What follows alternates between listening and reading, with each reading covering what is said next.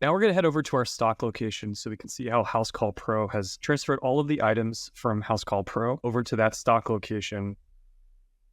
I'm going to click on stock, and you can see we have a default Miller's Plumbing and Heating warehouse that we've created that now stores all of the materials that were synced with Housecall Pro. If we click into that, we'll be able to see all of those materials here.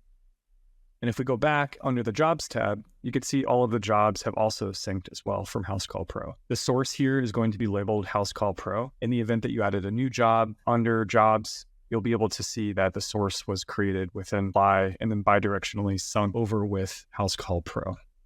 Now, clicking into one of these will also show that this job contains 14 materials that were used. So you can see the syncing and happening in real time as well. Again, you can always resync your data if you believe that it's incorrect. Sometimes there is a bit of latency with the syncing. That's why we've created a sync status button here. And by clicking that, you can automatically resync that data. By refreshing the page, any new data that has been brought over will be synced with Cly.